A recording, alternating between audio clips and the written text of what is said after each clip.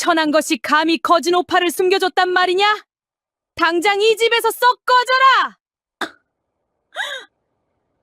충청 어느 산골 마을, 기와집 안주인의 날선 고함이 새벽 공기를 찢어 놓았지요.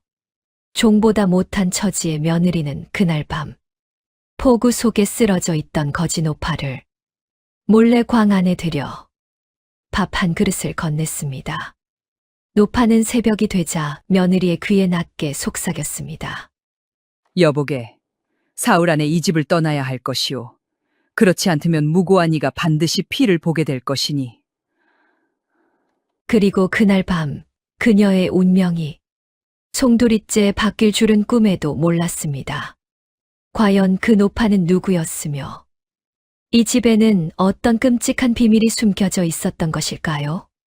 구독과 좋아요, 따뜻한 댓글은 채널을 지키는 큰 힘이 됩니다. 지금 바로 사연 시작합니다. 때는 조선 영조 연간의 일이었습니다. 충청도 깊은 산세 아래 자리 잡은 어느 작은 마을에 마을 사람들 사이에서 내로라 하는 부잣집이 하나 있었지요.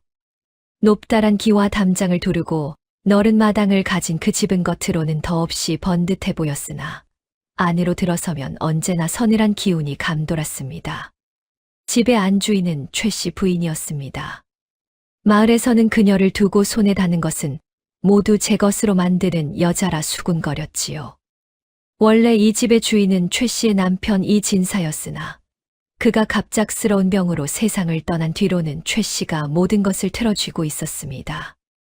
논밭 문서부터 곳간 열쇠까지 그녀의 손에 빠짐없이 쥐어져 있었고 그 어느 것 하나 허락 없이는 꺼낼 수 없었지요. 며느리 순이가 이 집에 들어온 것은 꼭 3년 전의 일이었습니다. 순이의 집안은 대대로 그를 가르치던 한미한 선비 가문이었으나 아버지가 갑자기 병을 얻어 빚더미에 올라앉는 바람에 이 집 외아들 이서방에게 시집을 오게 되었지요. 처음 이 집에 발을 들이던 날 순이는 최 씨의 눈빛이 어쩐지 차갑다는 것을 느꼈습니다. 하지만 그것이 그토록 지독한 학대의 시작이 될 줄은 꿈에도 몰랐지요. 최 씨는 순이를 며느리가 아니라 종처럼 부렸습니다. 새벽 닭이 울기도 전에 일어나 물을 깃고 부엌에서 밥을 짓고 마당을 쓸고 빨래를 해야 했지요. 한겨울에도 찬물에 손을 담가야 했고 끼니라고는 하루에 한 번씩은 밥 한 덩이가 전부였습니다. 그나마도 최 씨의 기분이 나쁜 날이면 그것조차 빼앗기기 일쑤였지요. 이거사 마당 쓸기는 다 했느냐? 뒤란 장독 때는 우물가 돌틈에 낀 이끼는 걷어냈느냐? 최 씨는 고운 비단 저고리를 입은 채 마루에 앉아 순이를 불러 세우고는 꼬투리를 잡기에 바빴습니다. 조금이라도 대꾸를 하면 매질이 이어졌고 고개를 숙이고 있으면 또 그것이 못마땅하다며 고통을 쳤지요. 순이는 어느 쪽으로도 피할 수가 없었습니다. 남편 이서방은 그 모든 것을 보면서도 모른 척했습니다. 어릴 때부터 최 씨의 그늘 아래서만 자란 탓에 어머니의 눈밖에 나는 것을 무엇보다 두려워했지요. 순이가 눈물을 흘리며 도움을 청해도 이서방은 그저 눈을 피하며 어머니가 원래 그런 분이니 조금만 참으라는 말만 되풀이할 뿐이었습니다. 이 집에서 나를 사람으로 봐주는 이는 아무도 없구나. 순이는 속으로 그렇게 되뇌며 무너질 것 같은 마음을 꾹꾹 눌러 담았지요. 그러던 어느 날이었습니다. 낮부터 하늘이 검게 물들더니 저녁 무렵에는 굵은 빗줄기가 쏟아지기 시작했지요. 번개가 치고 천둥이 울릴 때마다 낡은 광의 지붕이 덜컹거렸고 순이는 혼자 부엌에서 식어가는 군부를 바라보며 앉아 있었습니다. 그때였습니다. 빗소리 사이로 무언가 대문을 두드리는 소리가 가늘게 들려왔지요. 그 소리는 순이의 운명이 뒤바뀌는 첫 번째 신호이기도 했습니다. 순이는 조심스럽게 부엌문을 열고 바깥을 내다보았습니다. 처마 끝에서는 빗물이 폭포처럼 쏟아지고 있었고 대문 쪽에서는 분명 누군가 문을 두드리는 소리가 들려오고 있었지요. 이 늦은 밤, 이 폭우 속에 찾아올 사람이 과연 누구일까 싶었습니다. 순이는 치마폭을 여미며 마당을 가로질러 대문 앞으로 다가갔습니다. 빗줄기가 어찌나 굵던지 불과 10걸음을 걷는 사이 머리부터 발끝까지 흠뻑 젖어버렸지요. 대문 앞에 서서 빗장을 들어 올리자 문이 삐걱거리며 천천히 열렸습니다. 그곳에 서 있는 것을 본 순간 순이는 자신도 모르게 숨을 멈추었지요. 문 앞에는 나이를 가늠하기 어려운 노파 한 명이 쓰러질 듯 서 있었습니다. 누더기라 부르기도 민망한 낡은 옷이 몸에 걸쳐져 있었고 흰 머리칼은 빗물에 젖어 얼굴에 찰싹 달라붙어 있었지요. 두 손은 지팡이 하나를 간신히 붙잡고 있었는데 그 손이 얼마나 떨리던지 지팡이 끝이 빗물 고인 땅바닥을 달달달 쪼아대고 있었습니다. 온몸이 흙탕물을 뒤집어 쓴 채였고 입술은 추위에 새파랗게 질려 있었지요. 하지만 그 눈빛만은 달랐습니다. 깊고 고요하여 마치 오래된 우물을 들여다보는 것 같은 눈빛이었지요. 그것은 단순히 굶주리고 지친 늙은이의 눈이 아니었습니다. 소인이 길을 가다 폭우를 만나 그만 쓰러지고 말았습니다. 부디 처마 아래라도 잠시 쉬어갈 수 있게 해주시면 고맙겠소이다. 노파의 목소리는 작고 떨렸으나 말 한마디 한마디에 기이한 무게감이 실려 있었습니다. 순이가 노파를 안으로 모시려고 막 손을 내밀던 바로 그 순간이었지요. 누가 감히 이 밤중에 대문을 여는 것이냐? 안채 쪽에서 최 씨의 날카로운 목소리가 들려왔습니다. 잠이 들었다가 인기척에 깨어난 모양이었지요. 최 씨는 하인이 받쳐 든 등잔을 손에 들고 마당을 가로질러 나왔습니다. 그 눈이 대문 앞에 노파를 확인하는 순간 이내 차갑게 굳어지는 것이 보였지요. 어디서 온 거지 노파냐? 이 집에 동냥 줄 쌀 한 톨도 없으니 당장 꺼지거라. 최 씨는 등잔을 노파의 얼굴 앞에 들이밀며 위아래를 훑어보았습니다. 그 눈빛에는 단 한 점의 측은함도 없었지요. 노파는 그 앞에서도 흔들리지 않고 조용히 고개를 숙였습니다. 비바람에 시달린 몸으로 절을 올리는 모습이 보는 사람의 가슴을 미어지게 했지요. 마님, 처마 아래 잠시만이라도. 닥쳐라. 내 꼴을 보아하니 들이면 집안 귀신 될 팔자처럼 보이는구나. 재수 없게 이 밤중에 어딜 기웃거리는 것이냐. 최 씨는 손에 든 등잔을 번쩍 치켜들며 노파를 향해 소리쳤습니다. 하인들이 달려나와 노파를 대문 밖으로 떠밀기 시작했지요. 노파는 아무런 저항도 하지 않은 채 빗속으로 비틀비틀 밀려났습니다. 순이는 그 광경을 보며 가슴이 타들어가는 것 같았습니다. 아버지가 살아생전 늘 말씀하셨던 것이 떠올랐지요. 어떤 처지의 사람이라도 굶주리고 있다면 외면해서는 안 된다고. 그것이 사람으로서 지켜야 할 가장 기본적인 도리라고 하셨습니다. 저 노파를 이대로 빗속에 내버려 두어도 되는 것인가. 순이는 속으로 되물으며 최 씨의 눈치를 살폈지요. 최 씨는 노파가 대문 밖으로 사라지자 콧방귀를 뀌며 안채로 발길을 돌렸습니다. 하인들도 하나둘 방 안으로 들어가 버렸지요. 마당에는 다시 순이 혼자 남았습니다. 빗소리가 더욱 거세지는 가운데 대문 너머에서는 노파의 지팡이 소리가 점점 멀어지고 있었습니다. 순이는 입술을 질끈 깨물었습니다. 그리고 조용히 부엌 쪽으로 발걸음을 돌렸지요. 그 발걸음이 이 밤의 모든 것을 바꿔 놓게 될 줄을 순이는 아직 알지 못하고 있었습니다. 부엌으로 들어선 순이는 아궁이 앞에 쪼그려 앉아 잠시 숨을 골랐습니다. 안채에서는 최 씨가 이불을 끌어당기는 소리가 들려왔고 이내 집 안이 조용해졌지요. 순이는 귀를 세워 바깥 동정을 살피다가 천천히 솥뚜껑을 들어 올렸습니다. 다행히 솥 안에는 저녁에 짓다 남은 조밥이 조금 남아 있었지요. 순이는 떨리는 손으로 사발에 밥을 담고 간장 종지 하나와 식은 된장국 한 그릇을 옆에 놓았습니다. 초라하기 짝이 없는 상차림이었으나 지금 이 상황에서 그것이 순이가 마련할 수 있는 전부였지요. 들키면 또 매를 맞는다. 하지만 이대로 모른 척할 수는 없다. 순이는 속으로 한 번 더 마음을 다잡으며 사발을 치마폭에 감쌌습니다. 그리고 발소리를 죽이며 부엌 뒷문을 열고 바깥으로 나섰지요. 빗줄기는 여전히 그칠 기미가 없었습니다.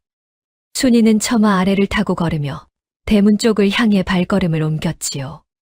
다행히 대문 바깥 느티나무 아래에 노파가 쭈그리고 앉아 있는 것이 보였습니다. 순이는 노파의 곁에 무릎을 꿇고 앉아 낮게 속삭였습니다. 할머니, 이것밖에 없지만 드세요. 안채 마님이 아시면 안 되니 얼른이요. 노파는 고개를 들어 순이를 바라보았습니다. 그 눈빛이 어찌나 깊던지 순이는 자신도 모르게 시선을 피하지 못하고 가만히 마주 보게 되었지요. 노파는 한참 동안 아무 말 없이 순이의 얼굴을 들여다보았습니다. 마치 오래전부터 알고 있던 사람을 다시 만난 듯 무언가를 확인하는 것 같은 눈빛이었지요. 고맙소이다, 며느리. 노파가 마침내 입을 열었습니다. 사발을 두 손으로 받아들고 천천히 밥을 떠먹기 시작했지요. 그 모습을 바라보는 순이의 가슴이 저릿하게 저려들었습니다. 아무리 보아도 보통 늙은이가 아니었습니다. 남루한 행색과는 달리 밥을 드시는 손짓 하나하나가 범상치 않은 기품을 품고 있었지요. 이 집에 오신 지 오래되셨소? 노파가 된장국을 홀짝이며 낮은 목소리로 물었습니다. 순이는 잠시 망설이다가 고개를 끄덕였지요. 3년이 되었습니다. 힘드시겠소? 단 3글자였습니다. 그런데 그 짧은 말이 순이의 가슴을 정통으로 건드렸지요. 3년 동안 아무도 건네지 않았던 말이었습니다. 순이는 눈물이 차오르는 것을 느끼며 입술을 꾹 다물었지요. 노파는 밥을 다 드신 뒤 사발을 내려놓고 한 번 더 순이를 바라보았습니다. 이번에는 그 눈빛이 아까와는 조금 달랐지요. 무언가를 헤아리는 듯 무거운 생각이 깃든 눈빛이었습니다. 순이는 그 눈빛이 어쩐지 마음에 걸렸으나 오래 자리를 비울 수 없는 형편이었지요.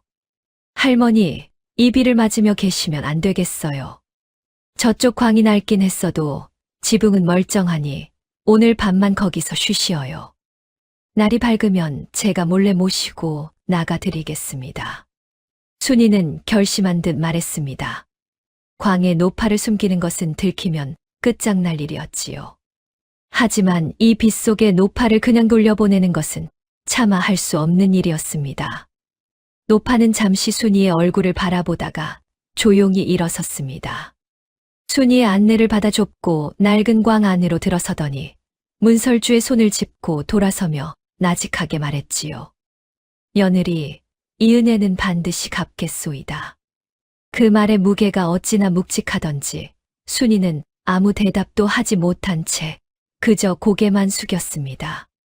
광문을 닫고 돌아서는 순이의 등 뒤로 빗소리가 다시 거세게 몰아쳤지요. 그리고 그날 밤이 깊어 갈수록 광 안에서는 아무런 소리도 들려오지 않았습니다. 마치 처음부터 아무도 없었던 것처럼 고요하고 또 고요했지요. 그 고요함이 왜인지 모르게 순이의 마음을 더욱 불안하게 만들었습니다. 새벽 첫 딸기 울기 전이었습니다. 순이는 부엌 구석에 웅크리고 앉아 눈을 붙이려 하고 있었지요. 혹시 최 씨가 한밤중에 광 쪽으로 나올까 싶어 도저히 안채로 들어갈 수가 없었던 것이었습니다. 군불 꺼진 부엌은 뼛속까지 파고드는 냉기로 가득했고 빗소리는 여전히 지붕을 두드리고 있었지요. 그때였습니다. 부엌 문이 소리도 없이 스르르 열렸습니다. 순이는 화들짝 놀라 고개를 들었지요. 문 앞에 노파가 서 있었습니다. 분명 광문을 닫아 걸었는데 어찌 빠져나온 것인지 순이는 영문을 알 수가 없었지요. 노파의 흰 머리칼이 새벽 어둠 속에서 희미하게 빛나고 있었습니다. 그 눈빛은 아까보다 훨씬 더 맑고 훨씬 더 깊었지요. 순이는 놀란 가슴을 손으로 누르며 자리에서 일어섰습니다. 할머니, 어찌 나오셨어요? 마님이 아시면. 며느리. 노파가 낮게 순이의 말을 끊었습니다. 그 목소리에는 조금 전과는 다른 무게가 실려 있었지요. 순이는 자신도 모르게 입을 다물었습니다. 노파는 천천히 순이의 곁으로 다가와 그 손을 두 손으로 감쌌습니다. 쭈글쭈글 주름진 손이었으나 생각보다 따뜻했지요. 노파는 순이의 눈을 똑바로 바라보며 입을 열었습니다. 사흘 안에 이 집을 떠나야 할 것이오. 순이는 잠시 그 말의 뜻을 이해하지 못한 채 노파의 얼굴을 바라보았습니다. 사흘 안에 이 집을 떠나라니 그것이 무슨 말인가 싶었지요. 사흘이라 하시면 이 집에 곧 큰 화가 닥칠 것이오. 그 화는 이 집의 탐욕이 하늘에 닿은 것이니 사람의 힘으로는 막을 수가 없는 것이지요. 그러나 며느리는 그 탐욕과 아무 상관이 없는 사람이요. 그러니 반드시 이 집을 떠나야만 합니다. 노파의 목소리는 낮고 차분했으나 한 글자 한 글자의 날이 서 있었습니다. 순이는 온몸에 소름이 돋는 것을 느끼며 마른 침을 삼켰지요. 그렇지 않으면 무고한 이가 피를 보게 될 것이요. 그 말과 함께 노파는 순이의 손을 놓았습니다. 순이는 자신의 손이 갑자기 차가워지는 것을 느꼈지요. 가슴 속에서는 알 수 없는 불안감이 소용돌이치기 시작했습니다. 할머니, 그것이 대체 무슨 말씀이십니까? 이 집에 어떤 화가 닥친다는 것이며 제가 어디로 떠나라는 말씀이신지요? 순이는 목소리가 떨리는 것도 잊은 채 물었습니다. 노파는 대답 대신 잠시 눈을 감았다가 다시 떴지요. 그 눈빛이 어찌나 그윽하던지 순이는 그 앞에서 더 이상 말을 잇지 못했습니다. 지금은 그것이 전부요. 나머지는 때가 되면 알게 될 것이요. 노파는 그 말을 끝으로 몸을 돌려 다시 광 쪽으로 발걸음을 옮겼습니다. 순이는 멍한 채로 그 뒷모습을 바라보았지요. 노파의 흰 옷자락이 새벽 어둠 속으로 스며들듯 사라졌고 광문이 다시 소리 없이 닫혔습니다. 순이는 한참 동안 그 자리에 서 있었습니다. 머릿속은 뒤죽박죽이었지요. 사흘 안에 떠나라는 말은 대체 무엇을 뜻하는 것인가? 이 집에 닥친다는 화란 어떤 것이며 무고한 이가 피를 본다는 것은 또 누구를 말함인가? 저 노파는 도대체 누구인가? 순이는 속으로 되물으며 부엌 구석으로 돌아와 무릎을 꿇었습니다. 빗소리는 새벽이 가까워 올수록 조금씩 잦아들고 있었지요. 하지만 순이의 가슴 속에서 이는 두려움은 오히려 더욱 거세게 몰아치고 있었습니다. 날이 밝으면 노파를 조용히 내보내리라 마음먹었지요. 그렇게 결심하고 눈을 감은 순이의 귓전에 노파가 남긴 마지막 말이 메아리처럼 맴돌았습니다. 사흘 안에 이 집을 떠나야 할 것이오. 그 말이 단순한 늙은이의 허언이 아니라는 것을 순이는 까닭없이 확신하고 있었지요. 날이 밝았습니다. 빗줄기는 밤새 기세를 부리다 이른 아침이 되어서야 겨우 잦아들었지요. 뿌연 물 한 개가 마당 위로 피어오르고 처마 끝에서는 아직도 물방울이 뚝뚝 떨어지고 있었습니다. 순이는 새벽부터 부엌에서 아침밥을 짓고 있었습니다. 노파를 해가 뜨기 전에 몰래 내보내려 했으나 밤새 한숨도 못 잔 탓에 잠깐 눈을 붙이다 그만 때를 놓치고 말았지요. 가슴이 조마조마했습니다. 최 씨가 일어나기 전에 서둘러야 했지요. 그런데 솥에 불을 떼기 시작한 지 얼마 되지 않아 안채 쪽에서 하인 아이의 다급한 목소리가 들려왔습니다. 마님, 큰일 났습니다요. 광 안에 웬 노파가 있습니다요. 순이는 손에 들고 있던 나무 주걱을 떨어뜨렸습니다. 심장이 단번에 내려앉는 것 같았지요. 이른 아침 물을 기르러 갔던 하인 아이가 광문 앞을 지나다 안에 인기척을 느끼고 문을 열어본 것이었습니다. 잠시 뒤 최 씨의 목소리가 마당을 가득 채웠지요.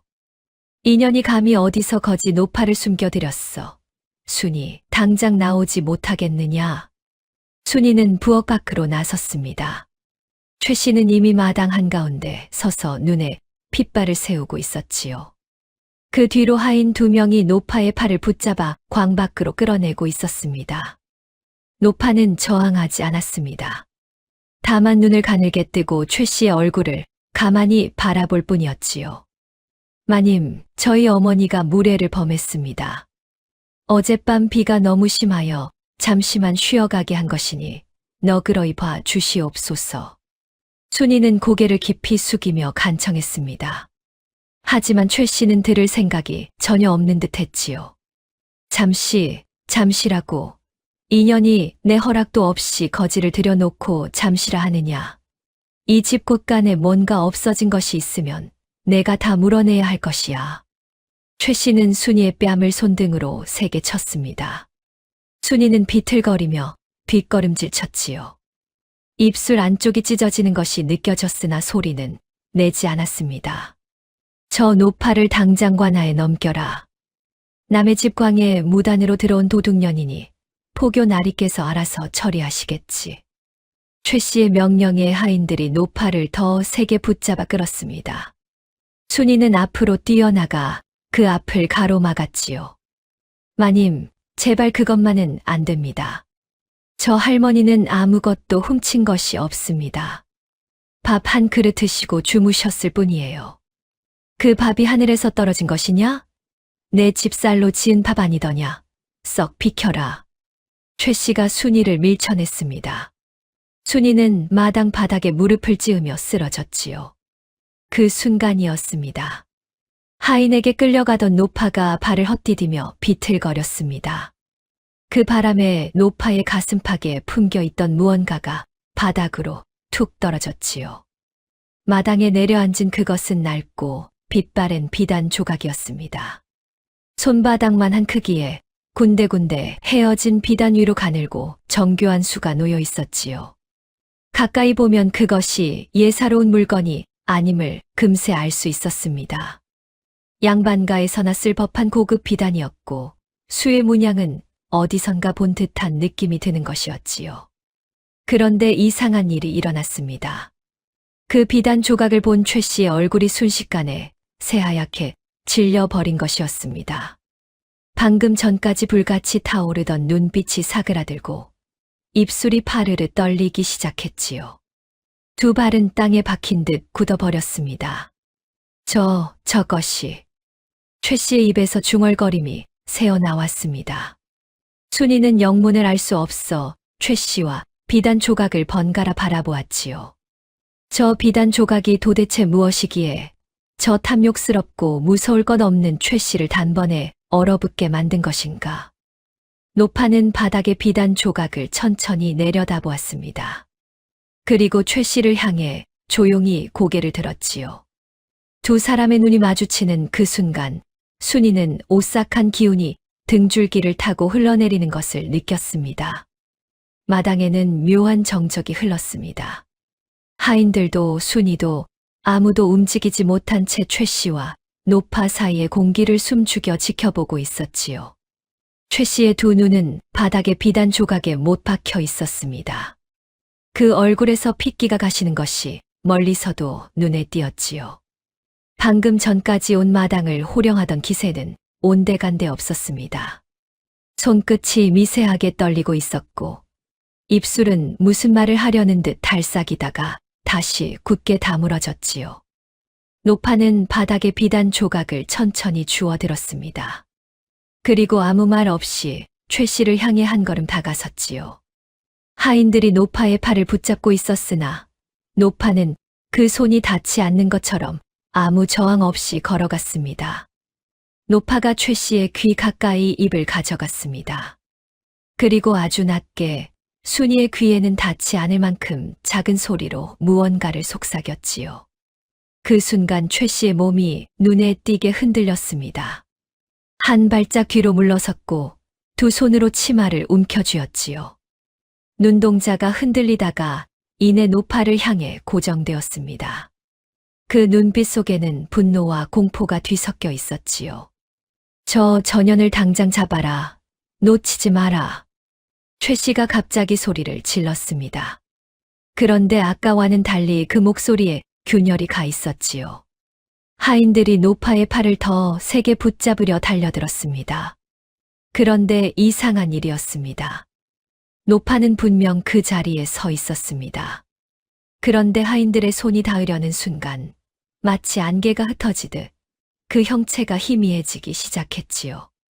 물안개가 아직 거치지 않은 이른 아침 마당에서 노파의 흰 옷자락이 점점 빛을 잃으며 뒤편 담장 쪽으로 스며들어갔습니다. 하인 하나가 손을 뻗었으나 손끝에 잡힌 것은 차가운 공기뿐이었지요. 어디 갔느냐? 어디로 사라진 것이냐? 최 씨가 발을 구르며 소리쳤습니다. 하인들은 담장 안팎을 두리번거렸으나 노파의 흔적은 어디에도 없었지요.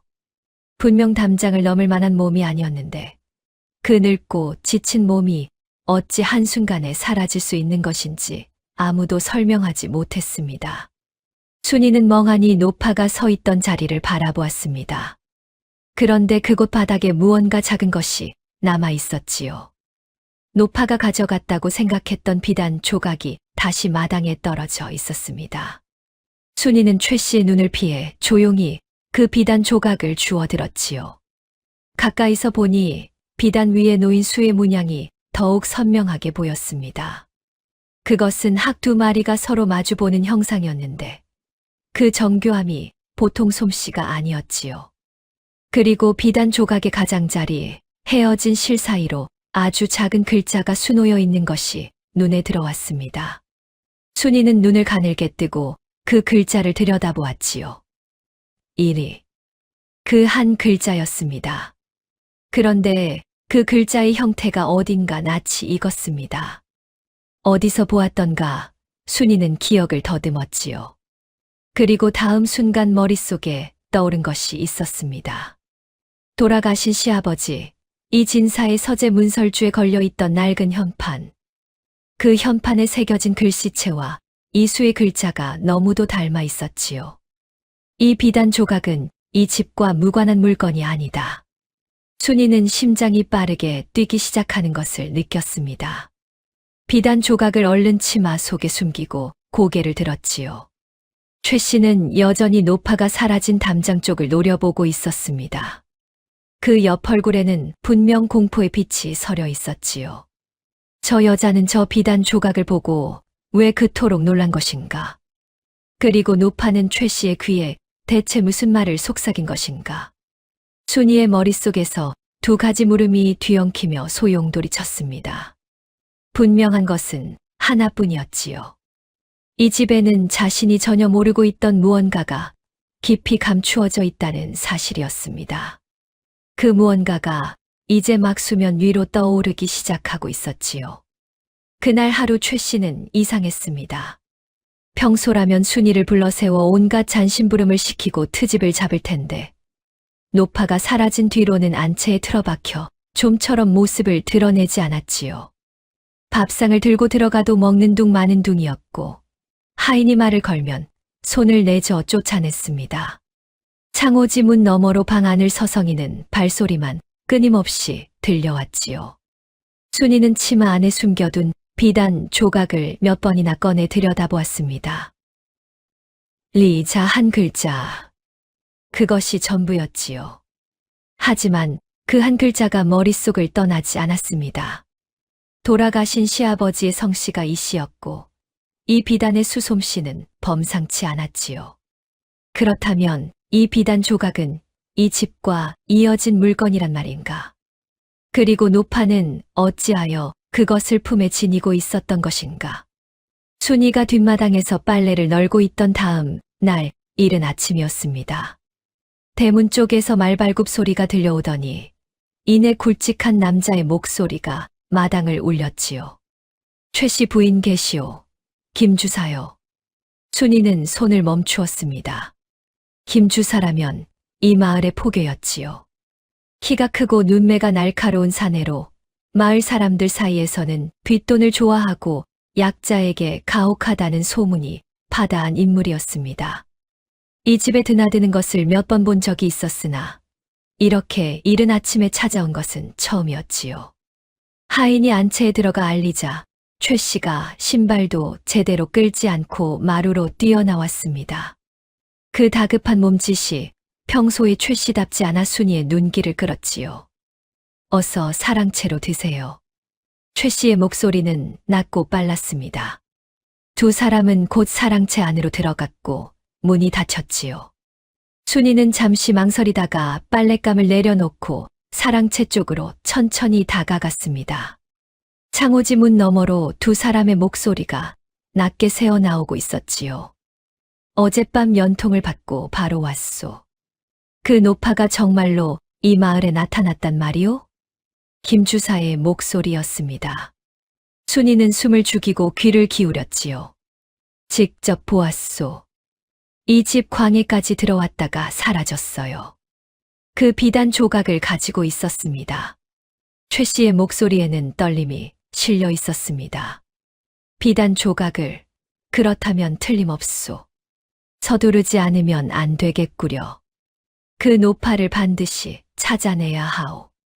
만약 그년이 가진 것이 세상에 드러나는 날에는 우리 둘 다 끝장이오. 끝장. 그 단어가 순이의 귓속에 박혔습니다. 손바닥에 식은땀이 배어 나왔지요. 우리 동네 사람이 아닌 것은 확실하오. 어디서 흘러들어온 것인지 모르겠으나 그 몰골로 멀리 가지는 못했을 거요. 마을 어귀부터 뒤져보면 찾을 수 있소. 찾으면 어찌할 것이오? 최 씨의 물음이었습니다. 잠시 침묵이 흘렀지요. 그 침묵이 어찌나 무겁던지 순이는 그 안에 담긴 대답을 차마 상상하기가 두려웠습니다. 찾으면 다시는 입을 열지 못하게 해야지요. 김 주사의 목소리는 낮고 냉랭했습니다. 감정이라고는 한 점도 섞이지 않은 일을 처리하듯 내뱉는 말투였지요. 순이는 온몸이 굳는 것을 느꼈습니다. 발소리가 사랑채 문 쪽으로 가까워졌습니다. 순이는 황급히 뒤로 물러나 빨랫감이 있는 뒷마당 쪽으로 돌아갔지요.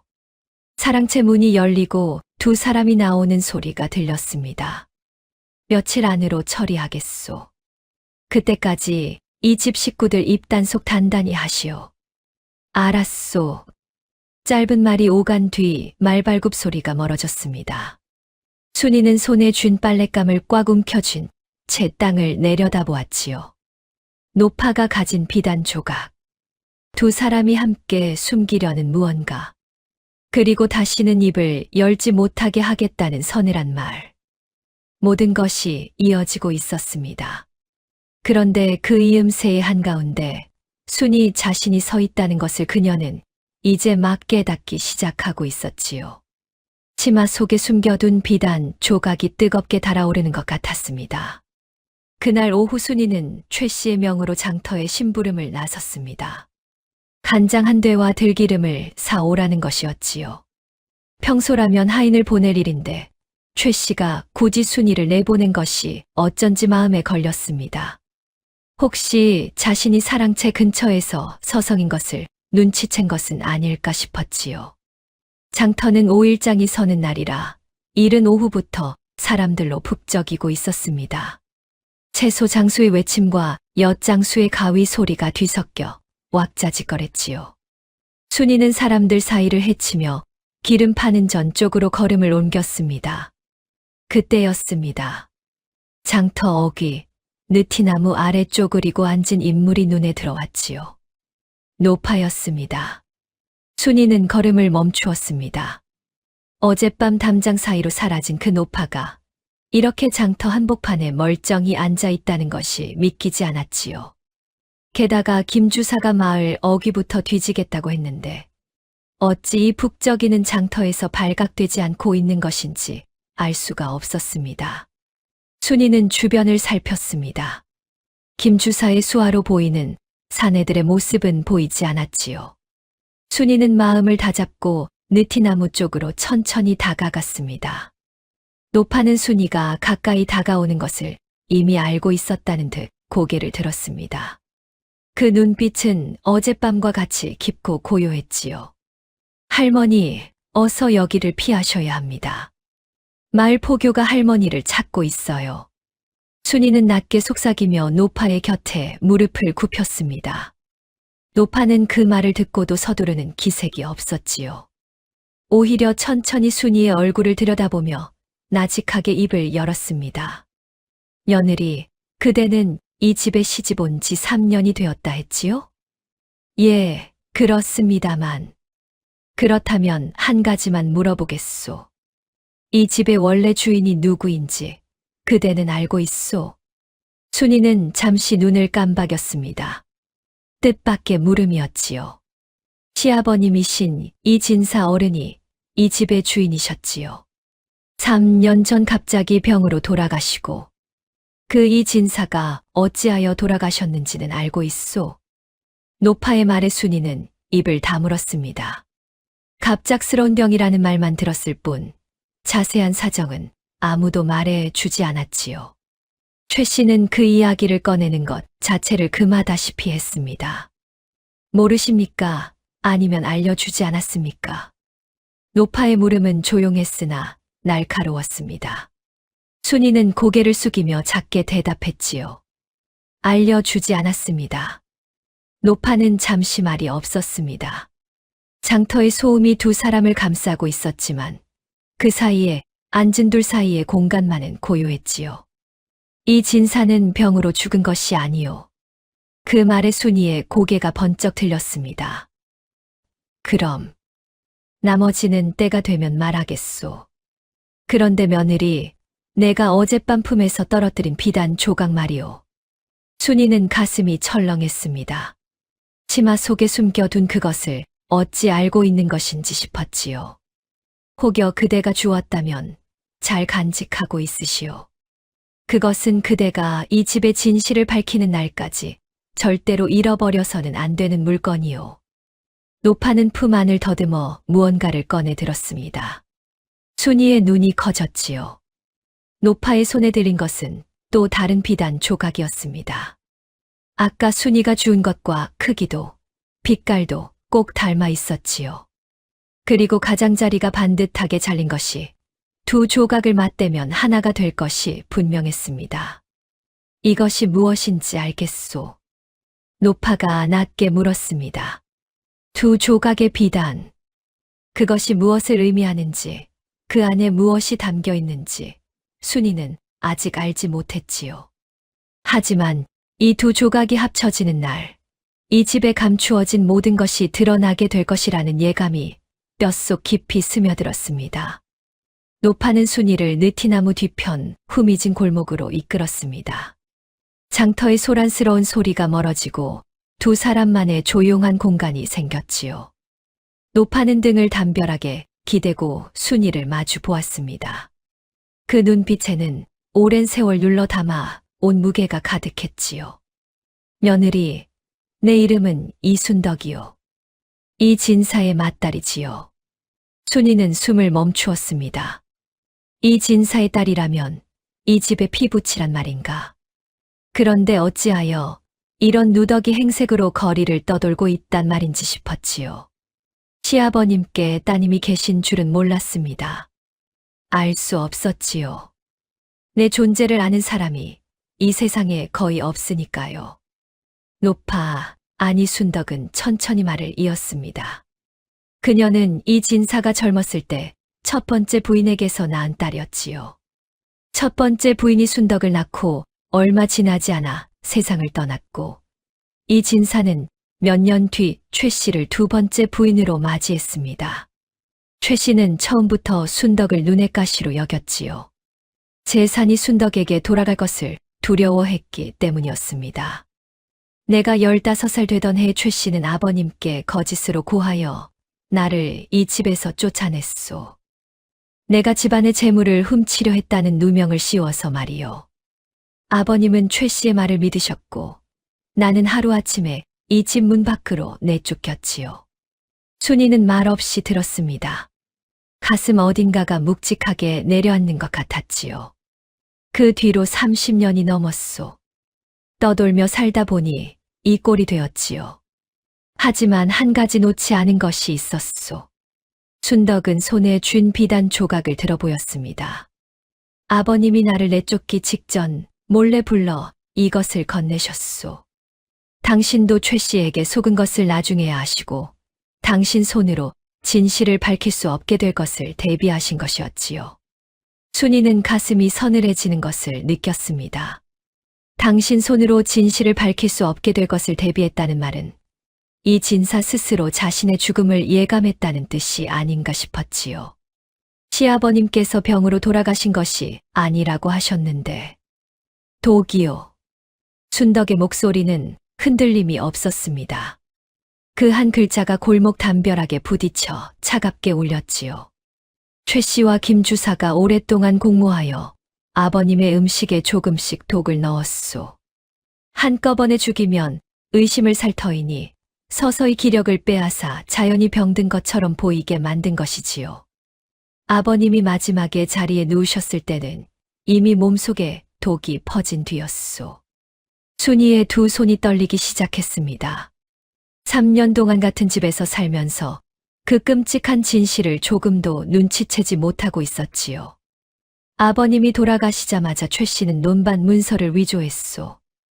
아버님이 생전에 재산 전부를 최 씨에게 넘긴다는 내용으로 꾸민 것이지요. 그 문서를 만들어준 것이 바로 김 주사요. 순덕은 품에서 비단 조각을 꺼내 순이에게 내밀었습니다. 이 두 조각을 맞대어 보시오. 순이는 치마 속에서 자신이 가진 비단 조각을 꺼냈습니다.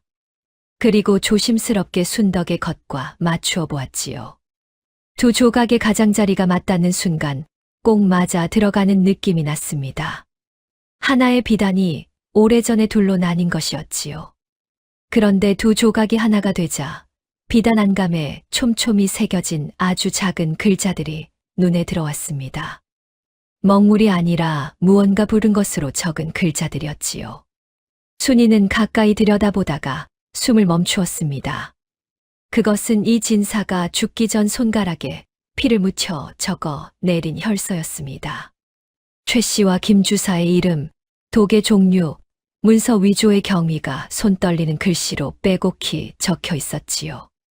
순이가 그 글자들을 읽어 내려가는 순간이었습니다. 골목 어귀에서 묵직한 발소리가 가까워지는 소리가 들렸습니다. 그리고 이어서 들려온 목소리는 순이의 온몸을 얼어붙게 만들기에 충분했지요. 거기 서라. 최 씨 댁며느리 아니냐. 김 주사의 수하였습니다. 그 뒤에는 두 명이 더 있었지요. 순이와 순덕을 향해 거칠게 다가오는 그들의 손에는 포승줄이 들려 있었습니다. 순이는 비단 조각을 본능적으로 치마 속 깊이 밀어 넣었습니다. 심장이 터질 듯 뛰었지요. 골목 어귀를 막아선 사내가 셋이었고 뒤편으로도 발소리가 들려오고 있었습니다. 앞뒤가 모두 막힌 것이었지요. 순덕은 순이의 팔을 가볍게 잡아당겼습니다. 당황하지 마시오. 저들이 원하는 것은 비단 조각뿐이요. 다른 것은 생각하지 말고 그것만 지키면 됩니다. 낮고 단단한 목소리였습니다. 노파의 눈빛에는 두려움이 없었지요. 오히려 오랫동안 이 순간을 기다려 온 사람처럼 고요했습니다. 이봐라, 최 씨 댁며느리. 품에 든 것을 순순히 내놓으면 다치지 않을 것이야. 김포교 나리께서 그리 말씀하셨다. 앞선 사내가 한 걸음 다가서며 말했습니다. 체격이 크고 눈매가 험했지요. 순이는 뒤로 물러서다가 담벼락에 등이 닿았습니다. 바로 그 순간이었습니다. 골목 어귀 너머에서 낯익은 목소리가 들려왔지요. 무슨 일이냐? 우리 집 사람이 여기 있다고 하던데. 이서방이었습니다. 최 씨가 순이를 장터로 내보낸 것도, 하인을 시켜 이서방을 이쪽으로 부른 것도 모두 계산된 일이었지요. 순이는 남편의 얼굴을 보는 순간 눈물이 차오르는 것을 느꼈습니다. 서방님, 들어주셔야 할 말이 있습니다. 이분은 아버님의 따님이십니다. 아버님께서 병으로 돌아가신 것이 아니라. 무슨 소리냐? 이서방의 표정이 굳었습니다. 그는 순이와 순덕을 번갈아 바라보다가 곧 고개를 저었지요. 어머니가 다 말씀해 주셨다.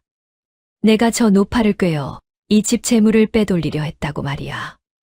얼마나 더 어머니 속을 썩이려고 이러는 것이냐. 순이는 말문이 막혔습니다. 최 씨가 먼저 손을 쓴 것이었지요.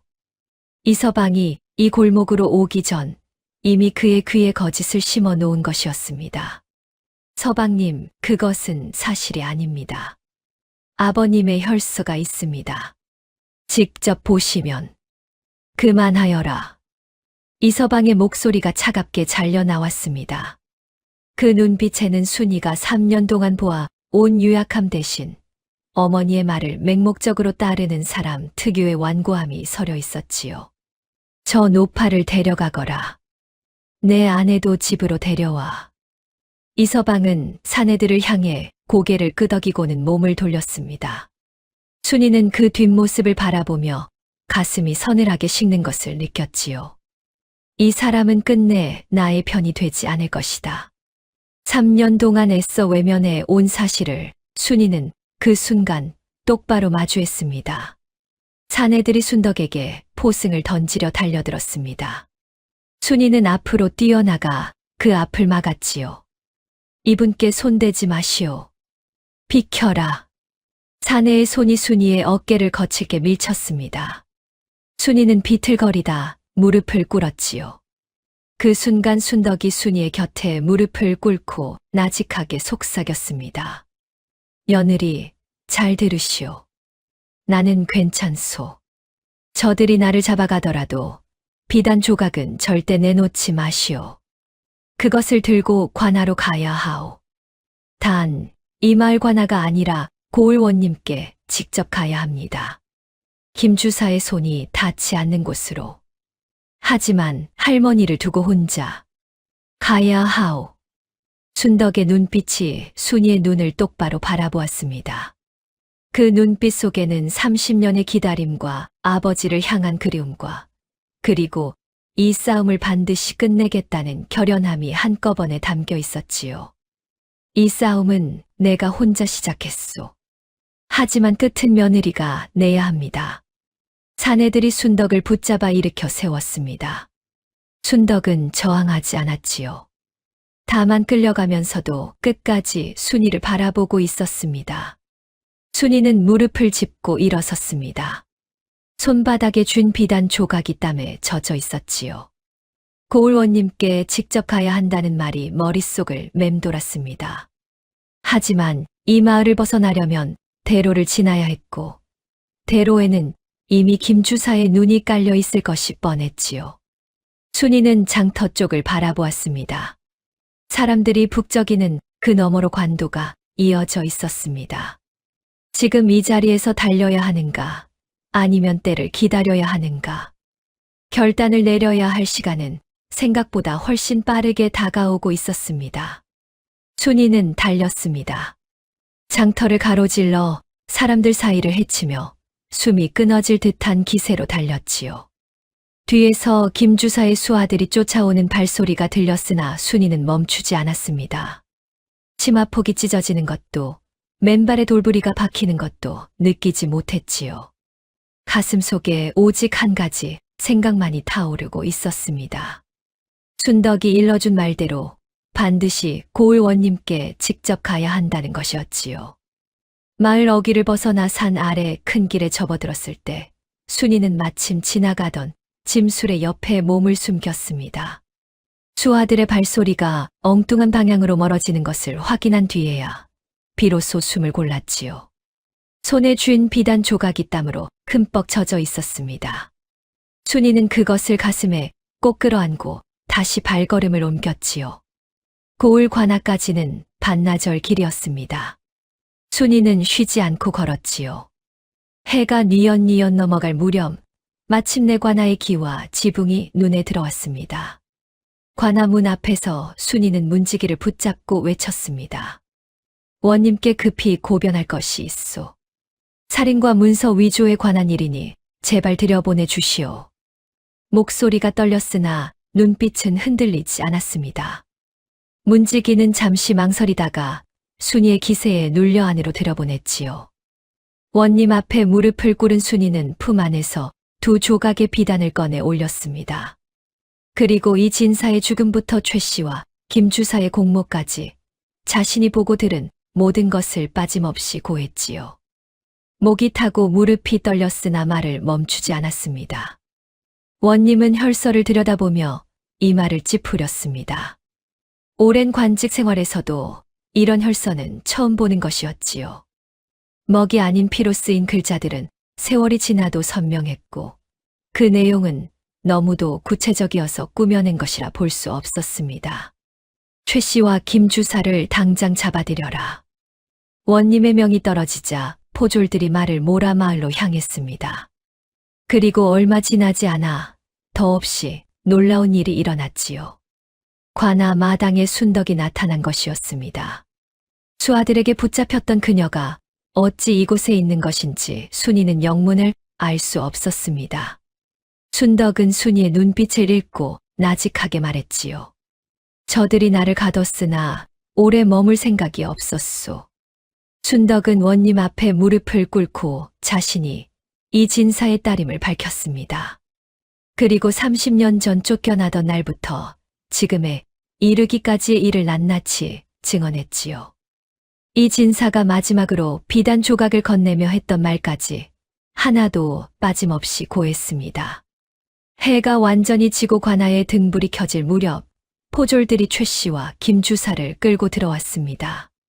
최 씨는 순이와 순덕을 보는 순간 얼굴이 새파랗게 질렸지요.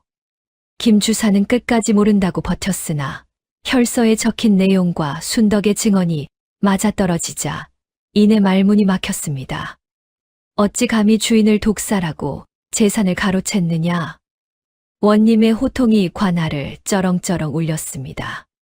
최 씨는 그 자리에 엎드려 울부짖었지요. 살려주시옵소서. 소인이 잠깐 마음이 흐려져 그만. 잠깐이라 하느냐? 30년이 넘도록 한 집안의 딸을 쫓아내고 남편을 죽여 재산을 빼앗은 것이 잠깐이란 말이냐?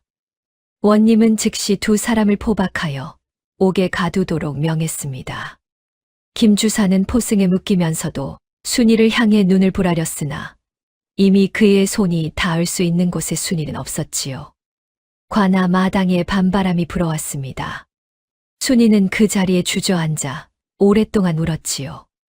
서러움인지 안도인지 구분할 수 없는 눈물이었습니다. 3년 동안 쌓아두었던 것들이 한꺼번에 쏟아져 내리는 것 같았지요. 순덕이 순이의 곁에 앉아 그 어깨를 가만히 감쌌습니다. 두 사람은 한동안 아무 말 없이 그렇게 앉아 있었지요. 하늘의 심판은 더디 오는 것 같아도 반드시 온다는 것을 이 밤 순이는 온몸으로 깨달았습니다. 그로부터 보름이 지났습니다. 최 씨는 독살과 문서 위조의 죄가 낱낱이 밝혀져 관비로 끌려갔지요. 한평생 남의 것을 빼앗으며 살아온 그녀의 말년은 어둡고 쓸쓸한 유배지의 흙바닥이었습니다. 김 주사 역시 공무의 죄를 면하지 못하고 관직을 박탈당한 채 옥에 갇혔지요. 마을 사람들은 오랫동안 수군거렸습니다. 탐욕이 사람을 어디까지 끌고 가는지 눈으로 직접 본 것이었지요. 이서방은 어머니의 죄상이 드러난 뒤 한동안 방 안에서 나오지 못했습니다. 순이를 마주하는 것이 부끄러웠던 것이지요. 며칠 뒤 이서방이 문지방을 넘어 순이 앞에 무릎을 꿇었을 때 순이는 그 손을 잡아 일으켜 세웠습니다. 용서의 말을 먼저 꺼낸 것은 순이 쪽이었지요.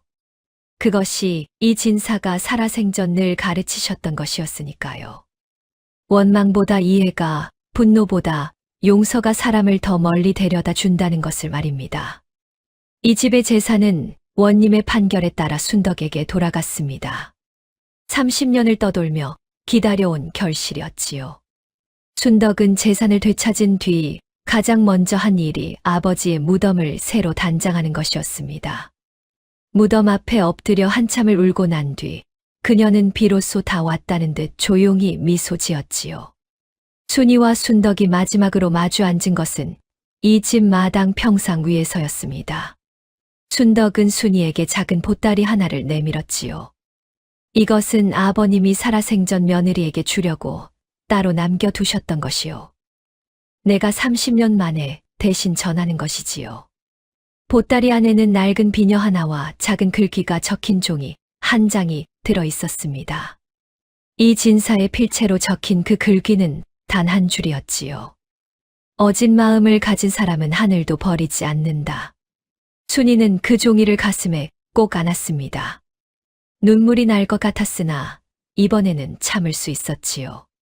할머니, 앞으로는 어찌 사실 것입니까? 순이가 물었습니다. 순덕은 먼 하늘을 바라보며 천천히 대답했지요. 이 집을 마을 사람들을 위한 서당으로 쓸 생각이요. 아버님이 평생 바라셨던 일이기도 하고, 나 같은 처지의 아이들이 글이라도 배울 수 있다면 그것으로 족하지요. 순이는 고개를 끄덕였습니다. 그것이야말로 이 진사가 가장 기뻐하실 일이라는 것을 알았지요. 순덕이 자리에서 일어났습니다. 떠날 채비를 하는 그 뒷모습이 처음 만났던 날의 누더기 차림과는 사뭇 달랐지요. 작고 굽은 어깨였으나 그 안에 무언가 단단한 것이 들어있는 것 같았습니다. 며느리, 마지막으로 한 가지만 기억하시오. 순덕이 대문 앞에서 돌아서며 말했습니다. 그날 밤 내가 내어준 답 한 그릇이 이 모든 것을 시작하게 했소. 작은 선함은 결코 땅에 묻히지 않소. 반드시 언젠가는 싹을 틔우지요. 순덕은 그 말을 끝으로 대문을 나섰습니다. 순이는 그 뒷모습이 마을 어귀를 돌아 사라질 때까지 오랫동안 바라보았지요. 마당에 가을 햇살이 고요하게 내려앉았습니다. 순이는 부엌으로 들어가 솥에 불을 지폈지요. 그리고 밥이 다 되자 사발에 소복하게 담아 대문 앞에 내놓았습니다. 지나가는 누구라도 배고프면 먹을 수 있도록 말이었지요. 그것이 이 진사가 살아생전 이 집에서 늘 해 오던 일이었고, 이제는 순이가 이어받게 된 일이었습니다. 밥 한 그릇이 한 사람의 목숨을 구하고, 한 집안의 진실을 밝히고, 30년의 억울함을 씻어 낸 이야기는 그렇게 마무리되었지요.